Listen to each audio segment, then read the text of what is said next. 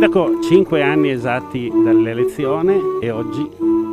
5 anni oggi proprio, ci sono state le elezioni a Volpago e quindi oggi siamo qui a inaugurare quest'opera che, vi dirò, all'inizio sembrava una cosa inverosimile, nel senso che non c'era progetto, non c'era finanziamento, non c'erano soldi e l'opera era molto complessa. Però in fase iniziale c'era il dubbio anche di riuscire a recuperarlo l'immobile per le condizioni in cui si trovava. E invece oggi siamo qua e tutti possono vedere il risultato, cosa che mi dà grande soddisfazione. Onorevole, un altro recupero di un luogo storico nell'area del Montebellunese. Sì, veramente io ne avevo parlato, il sindaco me ne aveva parlato tempo fa, con passione, però devo dire che non era riuscito a trasmettermi l'importanza e lo stupore che oggi visitando l'immobile ho percepito.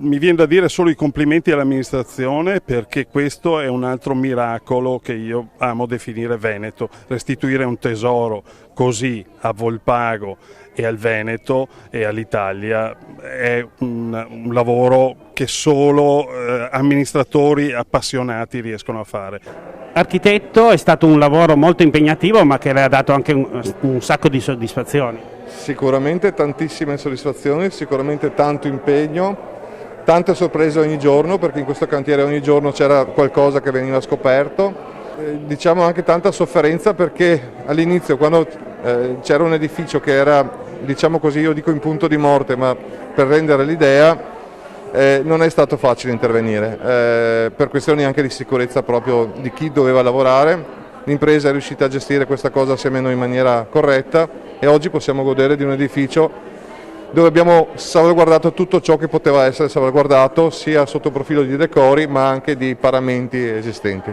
Per esempio, una delle grosse difficoltà di questo edificio erano i cedimenti murari.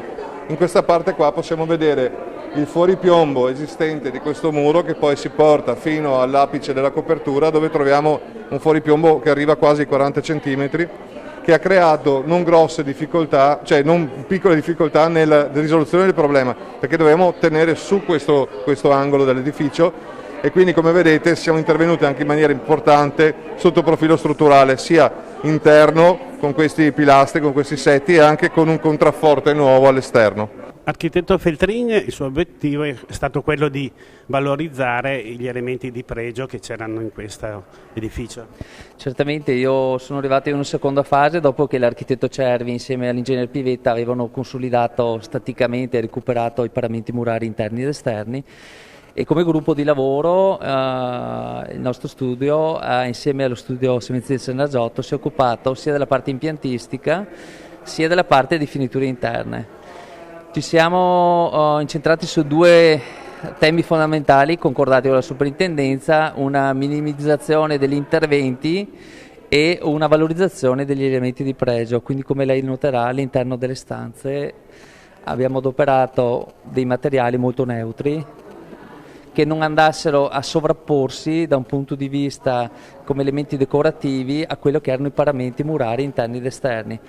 Volutamente il pavimento è stato tenuto molto neutro e l'impiantistica ha seguito, contrariamente alla normale gestione di cantiere, un percorso a sé stante, cercando di non intaccare minimamente quelli che erano i paramenti murari. Come lei noterà, tutta l'impiantistica è completamente svincolata dai muri e tenuta sotto il pacchetto di pavimento. Marzio Favero, sembra quasi che ci sia un pool di sindaci che in questi ultimi anni ha salvato dei tesori del nostro territorio.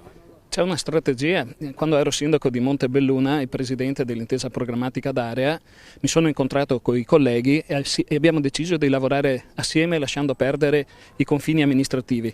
Grande obiettivo: valorizzare il Montello sia sul piano ambientale sia su quello storico-culturale, in particolare passando attraverso il recupero degli immobili storici, e abbiamo ottenuto dei risultati che vanno a smentire gli scettici d'allora, no? Che dicevano i soliti politici che fanno i soliti discorsi, poi tutto rimane tale e quale. E invece nel 2018 il comune di Nervesa col sindaco Vettori ha potuto inaugurare finalmente il restauro dell'abbazia, celebre abbazia dove è stato scritto il libro del Galateo.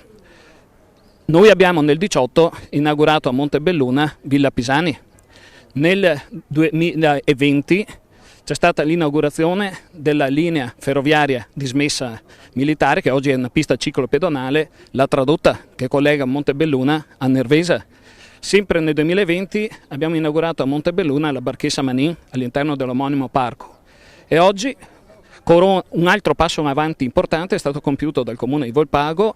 Guizzo, con la sua squadra di assessori e consiglieri, restituisce alla comunità un oggetto architettonico di straordinario interesse che all'interno conserva, nonostante i danni del tempo, un apparato iconografico di estremo interesse.